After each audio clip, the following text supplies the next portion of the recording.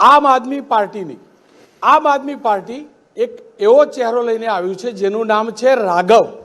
જી હા, આમ આદમી પાર્ટીને સહારો છે રાઘવનો। બહુ સાંકેતિક શબ્દમાં બોલી રહ્યો છું। રાઘવનો મતલબ આપ સમજી શકો છો। અને રાઘવ ક્યારે असत्य न ज बोले। आज सतयुगમાં હતું, कलयुगનું નથી જાણતો। राघव जी, आपका बहुत बहुत स्वागत है। आप देश के राज्यसभा के सबसे यंगेस्ट सांसद है और स्वाभाविक तौर पे ही आपका नाम भी राघव है। अपेक्षा रखूंगा अगली जो भी बात हो, मुझे आपकी पार्टी की तरह गारंटी कार्ड की जरूरत नहीं है, लेकिन जो भी बात करेंगे राघव नाम यथार्थ साबित करके करेंगे। क्योंकि मैं देख रहा था आपका प्रोफाइल, 33 साल की उम्र है। मैं गुजरात को देख रहा हूँ, 33 साल से गुजरात में लगभग मान सकते हैं करीब 33 साल होने को आए, और समझ लो इस बार भी निकल गई तो 33 साल हो ही जाएंगे बीजेपी को। आपकी जितनी उम्र है उतनी ही उम्र से, उतने ही साल से यहाँ बीजेपी का शासन है। कितना बड़ा पड़कार? बहुत अच्छा सवाल है, और मैं अक्सर यही लॉजिक लेकर लोगों के बीच जाता हूं और ये कहता हूं कि मुझ जैसे युवा जो 25 साल के, 27 साल के, 30 साल के युवा हैं गुजरात के, उन्होंने आज तक सिर्फ एक ही पार्टी का शासन देखा, भाजपा का, और किसी पार्टी को नहीं देखा और किसी पार्टी को नहीं आजमाया। 3 बिंदु जो आज गुजरात के युवा के मन में है आने वाले विधानसभा चुनाव को लेकर। पहली बिंदु बदलाव, दूसरी बिंदु बदलाव, और तीसरी बिंदु भी बदलाव। देखिए राघव जी, आप बदलाव की बात कर रहे हैं, आप लोगों के मन की बात कर रहे हैं, शायद आप आपके मन की बात कर रहे हैं, क्योंकि यही तो वजह रही बिना गारंटी कार्ड गुजरात की जनता अब तक बीजेपी पर भरोसा करती रही। आपको लग रहा है क्योंकि आपको एंट्री लेनी है, आपको लग रहा है कि लोग बदलाव चाहते हैं, लेकिन आप 2014 में भी तो आए थे, 2014 में भी तो आपने कैंडिडेट उतारे थे, तब क्यों गुजरात की जनता को बदलाव की जरूरत है? अभी क्यों बदलाव है? दूसरा, कभी भी बीजेपी ने गारंटी कार्ड नहीं दिया, फिर भी कॉर्पोरेशन में लोग बीजेपी पे भरोसा करते हैं। आप लोग भी तो कॉर्पोरेशन में थे इस बार के चुनाव में, विधानसभा की बात है, बीजेपी पे भरोसा करते हैं। आपको लग रहा है, लेकिन गुजरात को लग रहा है कि स्टेबल गवर्नमेंट चाहिए। रौनक भाई, अभी तक की भारतीय जनता पार्टी की, भाजपा की जो एक सफल यात्रा रही गुजरात में, उसका श्रेय, उसका क्रेडिट भाजपा को कम और निकम्मी कांग्रेस को ज्यादा जाता है। नहीं, आप 2014 में आप थे, मैं आ रहा हूं उस पर, मैं उसका जवाब दूंगा। कांग्रेस वो पार्टी जो 27 साल से भाजपा को गुजरात में चुनौती नहीं दे पाई, उस बूढ़ी, उस थकी हुई, बिखरी हुई कांग्रेस से कुछ उम्मीद नहीं करी जा सकती। वो कांग्रेस कभी भी भाजपा का विकल्प नहीं बन सकती। आम आदमी पार्टी अभी 10 साल की भी नहीं हुई रौनक भाई, हमारी 2 राज्यों में सरकार है, एक दिल्ली में और एक पंजाब में। लेकिन राघव देखिए, गुजराती में कहावत है, जो बेटा बाप का नहीं हो सकता है वो किसी का नहीं हो सकता है। और आप जानते हैं इस पार्टी का जन्म कहां से हुआ है, और वो जन्मदाता कौन है? मैं अन्ना की बात कर रहा हूं। और गुजरात के लोग ये बात चर्चा करते हैं कि अरविंद केजरीवाल ने अन्ना के साथ द्रोह किया। अरविंद केजरीवाल को मैंने भी सुना है, गुजरात ने भी सुना है, बार बार कहते हुए कि हम राजनीति में नहीं आएंगे, और अभी भी ये कहते हैं कि हम राजनीति नहीं जानते हैं। लेकिन सच्चाई ये है कि शायद राजनीति अरविंद केजरीवाल से ज्यादा कोई नहीं जानता है। देखिए, हम आम घरों के लोग हैं रौनक भाई, हम लोग राजनीति में अपना करियर बनाने नहीं आए, हम अपने करियर को छोड़ के, लात मार के राजनीति में आए हैं। अरविंद केजरीवाल जी IIT के इंजीनियर, इनकम टैक्स में कमिश्नर की नौकरी करते थे। अगर ठाठ की जिंदगी और करोड़ों रुपए की कमाई चाहते तो आराम से कर सकते थे, इतने बड़े अफसर थे। मैं पेशे से चार्टेड अकाउंटेंट हूं, लंदन स्कूल ऑफ इकोनॉमिक्स से पढ़कर आया, करोड़ों की नौकरी को छोड़ के इस आंदोलन में आया, इसलिए कि जब तक आपके, हमारे जैसे लोग, आम घरों के बच्चे बच्चियां, आम घरों के लड़के लड़कियां अपने करियर को लात मारकर इस राजनीति के दलदल में नहीं उतरेंगे तो भारत की राजनीति कभी साफ नहीं हो सकती। इसीलिए आज आम आदमी पार्टी, जिसका एक ही नायक है, जिस नायक का नाम है अरविंद केजरीवाल, उनकी अगुवाई में हम सब यहां आए हैं और हम सॉल्यूशंस देते हैं रौनक भाई। नहीं, लेकिन हम लफबाजी या जुमलेबाजी नहीं करते हैं। राघव जी देखिए, क्योंकि मेरे मुंह से राघव जी उसके लिए निकल जाता है कि गुजरात के एक मंत्री जिनका नाम राघव जी है। देखिए, आप मेरे आप जवाब मुझे को राघव कहें बस। आप बोलते हैं कि राजनीति नहीं आती है, सच्चाई ये है कि शायद आपको ही राजनीति आती है और राजनीति कर रहे हैं। आपने बहुत आसानी से वो जवाब स्किप कर दिया मेरे सवाल का कि अन्ना के साथ द्रोह क्यों किया। दूसरा, अरविंद केजरीवाल जो आप नायक बता रहे हैं, उनको अचानक ही ज्ञान हो गया, जैसे अन्ना के स्टेज से उतरे कि राजनीति में आ जाए, दलदल में आ जाए और सब करे। जब तक मंच पर थे तब तक आंदोलन अच्छा लगता था। देखिए, अन्ना हजारे हमारे लिए पिता समान थे, हैं, रहेंगे।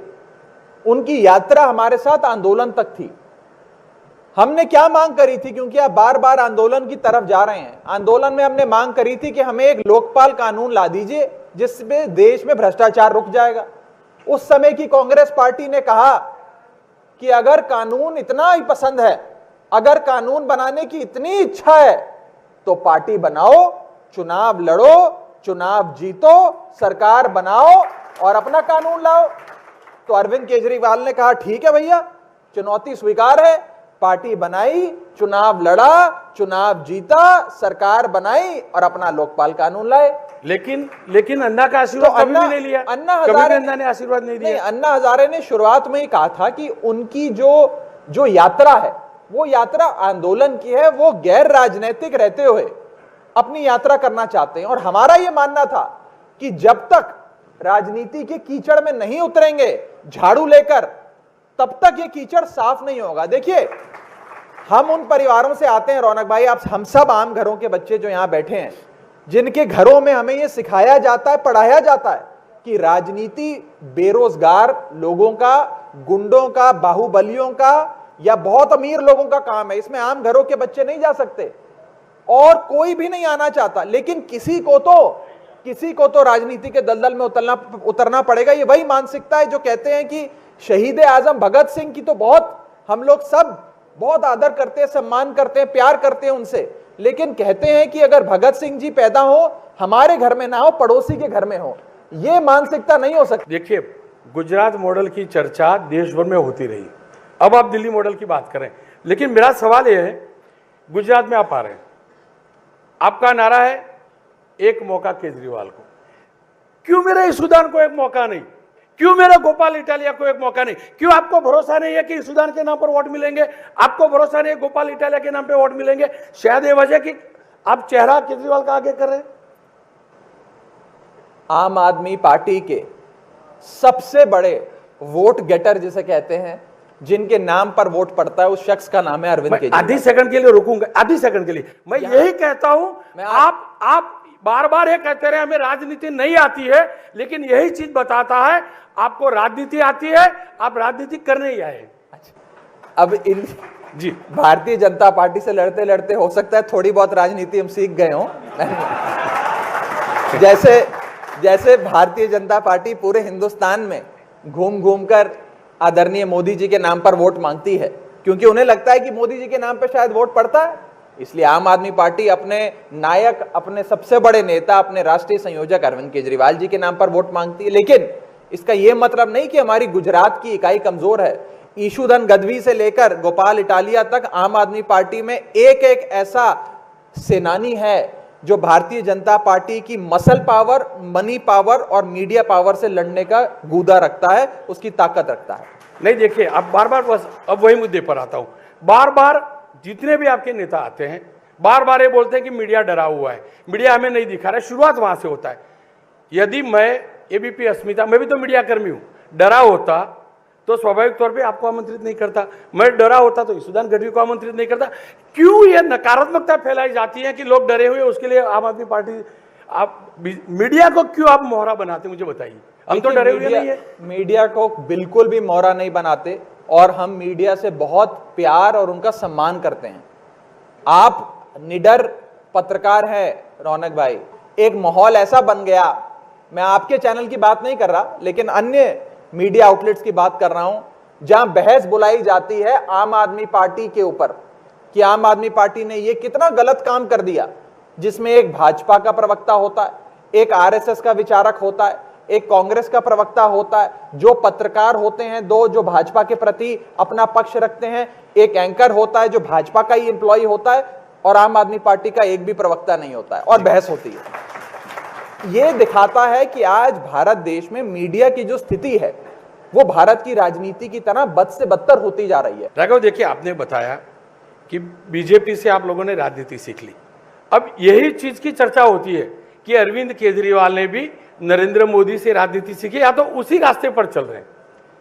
जितने भी एक्सपर्ट गुजरात के किसी को भी पूछ लीजिए, आपके लोगों को भी पूछ लीजिए, आम आदमी की, ये कहते हैं कि नरेंद्र भाई जिस स्टाइल से आगे बढ़ते थे, इसी स्टाइल से अरविंद केजरीवाल आगे बढ़ रहे हैं। यानी कि ये हुआ कि ये तो नरेंद्र मोदी मॉडल को फॉलो कर रहे हैं। देखिए, सबकी यात्राएं अलग होती हैं, हर नेता का अपना काम करने का, लोगों से बात करने का तरीका अलग होता है। लेकिन अगर किसी नेता में कोई एक ऐसे गुण है जो सीखने चाहिए तो जरूर सीखने चाहिए। आपने कहा कि प्रधानमंत्री मोदी जी से अरविंद केजरीवाल जी सीखते हैं, मैं उल्टा भी कह सकता हूं कि अरविंद केजरीवाल जी की राजनीति से भाजपा कई सारी चीजें सीखती है। देखिए, आप लोगों की जितनी भी रैली वगैरह होती हैं, आप मुद्दा बनाते हैं एजुकेशन, आप मुद्दा बनाते हैं स्वास्थ्य को, और होना भी यही चाहिए। लेकिन गुजरात की एजुकेशन सिस्टम अच्छी नहीं होती तो मेरा ईशुदान इतना सीनियर जर्नलिस्ट कैसे बनता? कितने सारे लोग हैं IIT IIM वाले, कितने सारे IAS IPS हमारे गुजरात से निकले हैं, और वो सरकारी शाला में पढ़कर ही तो निकले हैं। यानी कि आपके मॉडल हो सकता है दिल्ली का अच्छा हो, लेकिन गुजरात का एजुकेशन मॉडल को अच्छा नहीं दिखाना, यानी कि तो ईशुदान का अपमान है। एक कहावत है अंग्रेजी में जिसे कहा जाता है एक्सेप्शन प्रूव्स द रूल, यानी कि जो एक्सेप्शन होता है वही जो कानून है, जो रूल है, उसे सार्थक कर देता है। ईशुदान गढ़वी भाई और अन्य साथी वो एक्सेप्शन की कैटेगरी में आते हैं। एक विषय, अगर भारत की नींव आपने मजबूत करनी है तो लोगों को अच्छी और मीनिंगफुल शिक्षा देनी होगी। आप सोचें कि अगर आज एक गरीब मजदूर जो महीने का 10,000 रुपए कमाता है, अगर उसके बच्चे को अच्छी सरकारी मुफ्त शिक्षा मिल जाए और वो पढ़ लिख के इंजीनियर डॉक्टर बन जाए तो उसकी महीने की 2 लाख रुपए की नौकरी लगेगी। वो अपने परिवार की भी गरीबी हटाएगा, अपने समाज की भी गरीबी हटाएगा और एक मजबूत भारत की नींव रखेगा। इसीलिए अरविंद केजरीवाल जी बार बार शिक्षा की बात करते हैं। अब मैं मेरी बात पर आता हूं। राघव, आपने बात कही भारत की नींव मजबूत होनी चाहिए करके। क्यों आपको लगता है कि मेरे हिंदुस्तान की मेरे भारत की नींव मजबूत नहीं है? इसी भारत को सरदार ने बनाया है, इसी भारत को गांधी ने बनाया है, उसकी नींव पहले से मजबूत है। आप लोग क्यों बार बार नींव पर चोट करते? क्यों बार बार ये नहीं कहते कि भारत की इमारत बड़ी होनी चाहिए? क्यों नींव को हिलाने पर जुड़े? आज अगर भारत की नींव इतनी मजबूत होती जितना सरदार वल्लभ भाई पटेल फाउंडेशन या मजबूती रहा है, महात्मा गांधी जी ने सोचा होगा, जो उन्होंने सपने देखे होंगे भारतवर्ष के, एक आजाद देश के, एक आजाद मुल्क के, अगर उतने ही मजबूत होते तो अभी जो मैंने आपको बताया गिनवाई वो फहरिस्त लंबी, इतने लोग सड़कों पे विरोध प्रदर्शन के लिए ना उतरे होते। हमारे हिंदुस्तान के और गुजरात के हर जगह के स्कूल A1 प्राइवेट स्कूलों के टक्कर के होते, सबको वर्ल्ड क्लास मुफ्त ऑपरेशन, बढ़िया दवाइयां और इलाज मिल रहे होते जैसे दिल्ली में मिल रही है, सबको मुफ्त बिजली और मुफ्त पानी, जो एक सम्मानजनक जीवन जीने के लिए चाहिए होता, वो मिलती। और सबसे बड़ी बात, क्योंकि मैं युवा पीढ़ी से आता हूं, हमारे गुजरात के युवाओं के पास रोजगार होता, एम्प्लॉयमेंट होती। राघव, देखिए, आप गारंटी की बात करते हैं, गारंटी कार्ड बांटते हैं। हमारे यहाँ तो गरबा का कार्ड होता है, गारंटी कार्ड नया सुना है। लेकिन जब गारंटी कार्ड बांटते हैं तो बोलते हैं कि 10 लाख रोजगारी देंगे, 15 लाख सरकारी रोजगारी देंगे, लेकिन गवर्नमेंट का जो महकम है, जिसको टोटल सीट बोलते हैं, तो जो टोटल वैकेंसी है कुल मिलाकर 10 लाख से कम है। तो क्यों लोगों को ये नहीं बताते हैं कि जितनी खाली है वो भर देंगे? अब क्यों ऐसे भ्रमित करते हैं कि 15 लाख देंगे, 20 लाख देंगे? कोई कैलकुलेशन तो होगा, ईशुदान भाई ने भेजा होगा आपको और लोगों ने भेजा होगा कि सही में गुजरात में इतना ही महकम हो सकता है। ऐसा नहीं है कि जिस दिन सरकार बनी उसके 4 दिन बाद सबको रोजगार मिल सकता है, क्योंकि रोजगार की अपॉर्चुनिटी क्रिएट करने में भी थोड़ा समय लगता है, महीना, 2 महीना, 6 महीना, थोड़ा समय लगता है। लेकिन तब तक हर युवा को बेरोजगारी भत्ता 3,000 रुपए का अवश्य मिलेगा। एक व्यवस्था बनाई है लोगों को, युवाओं को स्टेबिलिटी देने की। लेकिन राघव, देखिए, पूरा देश गुजरात में रोजगारी के लिए आता है। मेरे गुजरात में मूंगफली बेचने वाला बंदा भी 10-20 हजार कमा लेता है, तो 3,000 दिखाकर वोट मांगना ये कितना जायज है? आप देखिए, देश के एक प्रदेश का बंदा है, यहाँ राजकोट में होगा, खानगी मतलब निजी रोजगारी की कोई समस्या है ही नहीं, और होती तो बाहर से लोग नहीं आते, ये भी तो सच्चाई है। मैं बता देता हूं, इसके पीछे भी कैलकुलेशन है। लेकिन अच्छी बात है कि आपने ये बात कही कि 3,000 रुपए जेब में डालने से कुछ नहीं होगा, क्योंकि हमारे भाजपा के दोस्त कहते हैं कि 3 लाख करोड़ का कर्जा है गुजरात में, ये 3,000 रुपए हर आदमी को कैसे बांटोगे? तो वो भी ये मान तो गए हैं कि सरकार हमारी ही बनेगी, 3,000 हम ही बांटेंगे, वो बस जानना चाहते हैं कि कैसे बांटेंगे। खैर, मैं आपके सवाल पर आता हूं। जब हम ये पूरा सेफ्टी नेट बना देंगे, एक सिक्योरिटी नेट, जो केजरीवाल मॉडल ऑफ गवर्नेंस के 4 बड़े स्तंभ हैं, बिजली, पानी, शिक्षा, स्वास्थ्य, उसके बाद जेब में जब 3,000 रुपए भी डालेंगे ना युवाओं के, तो वो आराम से इंतजार करेंगे अपनी नौकरी का कि जब नौकरी लगेगी तो ज्यादा पैसा कमाएंगे, अभी 3,000 रुपए ले लो। आप युवाओं से पूछो, युवा अरविंद केजरीवाल की इस गारंटी का स्वागत कर रहे हैं। मैं अंत की ओर जाऊं, 2-3 बातें कर लेता हूं। देखिए, आपने सरदार साहब का नाम लिया। अब उन्हीं सरदार साहब का जो संकल्प था, नर्मदा योजना, उस मेघा पाटकर जिसने मेरे गुजरात का सालों तक, जिसकी करतूतों के चल के नर्मदा योजना डिले हुई, उसको आप लोगों ने कैंडिडेट बनाया, जो गुजरात विरोधी छवि रखता है। आप आपके आम आदमी पार्टी के कार्यकर्ताओं से सर्वे कर लिए, इस सुधार को पूछ लीजिए। हर कोई जानता है कि गुजरात क्यों 20 साल तक प्यासा रहा, क्योंकि नर्मदा योजना का विरोध मेघा ने किया। अब उसी मेघा पाटकर को, मुझे मालूम नहीं है बीजेपी वाले सही बोलते हैं झूठ बोलते हैं कि आप सीएम का कैंडिडेट करेंगे नहीं बनाएंगे, वो आप जाने, बीजेपी जाने, लेकिन ये तो सच्चाई है कि आपने उसको टिकट देकर लोकसभा में भेजने का प्रयास किया था मुंबई से। ये भी तो सच्चाई है। यानी कि गुजरात विरोधी मेधा पाटकर आपके साथ रही हो तो लोग कैसे भरोसा करेंगे? अगर भारतीय जनता पार्टी सोनिया गांधी जी को देश का प्रधानमंत्री बनाने की तरफ अग्रसर हो सकती है, तो हो सकता है कि आम आदमी पार्टी भी मेधा पाटकर को वो नहीं बोल रहा हूं, मैं नहीं बोल रहा हूं कि आप मुख्यमंत्री प्रोजेक्ट करें, मैं ये बोल रहा हूं कि आपकी साथी तो रही है जो गुजरात विरोधी थी। ये कहना बहुत जरूरी है, क्योंकि मैं इस बात को सिरे से खारिज कर दूं। मैं आज इस बहुत बड़े मंच से, एबीपी के मंच से, हर गुजरात के वासी को कहना चाहूंगा, हाथ जोड़कर विनती करना चाहूंगा कि भाजपा के व्हाट्सएप प्रोपेगेंडा से प्लीज आप सब सावधान रहें। कोई भी चीज अगर भाजपा के लोग आपको भेजें तो उसे 4 बार चेक करें उस पर विश्वास करने से पहले। ऐसे बहुत झूठ फैलाए गए हैं और चुनावों तक ऐसे बहुत झूठ फैलाए जाएंगे, प्लीज आप सब सावधान रहिएगा। लेकिन ये तो सच्चाई है कि आपकी पार्टी की कैंडिडेट रही है मेधा पाटकर, ये भी तो सच्चाई है। देखिए, मैं फैक्ट्स को डिस्प्यूट नहीं कर रहा रौनक भाई, मैं आज 2022 में जिस मंच पे खड़ा हूं, जिस चुनाव को हम लड़ने जा रहे हैं, उसकी बात आपके सामने रख रहा हूं। देखिए, अब उसी बात पर आगे आता हूं। आपकी एंट्री हुई दिल्ली में कांग्रेस को हराकर, पंजाब में आपने कांग्रेस को हराया, यहां पर बीजेपी को हराना है। और कांग्रेस के लिए तो आपने शब्द यूज कर लिया, इस्तेमाल कर लिया है। अब ऐसे में आपका वो इतिहास तो रहा नहीं बीजेपी को हराने का, आपने जो जिसको भी हराया वो कांग्रेस को हराया है। ये बड़ा दिलचस्प सवाल है और बहुत लोगों के जहन में ये सवाल है, और मुझसे बहुत लोग ये पूछते हैं कि आम आदमी पार्टी वहीं अच्छा करती है जहां कांग्रेस को हराना होता है और किसी राज्य में अच्छा नहीं करती, कि ये बात सरासर गलत है। दिल्ली का आप उदाहरण लीजिए। दिल्ली में 2013 के चुनाव में जब पहली बार आम आदमी पार्टी चुनाव लड़ी थी, वहां सीधा मुकाबला आम आदमी पार्टी बनाम भाजपा था, क्योंकि उस चुनाव के नतीजे कुछ इस प्रकार से, बीजेपी को 32 सीटें और आम आदमी पार्टी को 28 सीटें, कांग्रेस तो 2-4 सीटों पे ओवर हो गई। उसके बाद 2015 का चुनाव आया, 2 साल बाद ही दिल्ली का फिर से चुनाव हो गया, विधानसभा का मुख्यमंत्री चुनने का चुनाव। उसमें भी आम आदमी पार्टी बनाम भाजपा हुआ, जिसमें आम आदमी पार्टी को 70 में से 67 सीटें मिली, बीजेपी को 3 सीटें मिली और कांग्रेस को 0 सीट मिली। फिर 2020 में दिल्ली विधानसभा चुनाव में फिर से एक बार भाजपा बनाम आम आदमी पार्टी की फाइट हुई, जिसमें आम आदमी पार्टी को 70 में से 62 सीटें मिली, 8 सीटें भाजपा को मिली। कांग्रेस ना 2013 में, ना 2015 में, ना 2020 में कहीं पर भी फाइट में थी। केजरीवाल मॉडल तो ये भी था ना कि दिल्ली में आपने कांग्रेस के साथ मिलकर सरकार बनाई थी, कांग्रेस का समर्थन लेकर सरकार बनाई थी। क्या गुजरात में कभी भी जरूरत पड़ी तो कांग्रेस का साथ लेंगे? देखिए, इसके 2 जवाब हैं।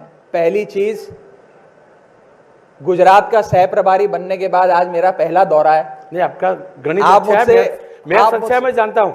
आप मुझसे 2 महीने 3 महीने न जाने क्या क्या आंकड़ों के आधार पर सवाल पूछ रहे हैं, हाइपोथेटिकल सवालों का जवाब देना या हाइपोथेटिकल सवालों में ना फंसना एक समझदार प्रवक्ता का पहला रूल होता है, पहला नियम होता है। एक चीज, दूसरी चीज, नहीं देखिए, फंसने फंसाने वाली बातें तो पॉलिटिकल मैं- पार्टी करती है, पत्रकार क्या करे? नहीं, मैं आ रहा हूं उसमें।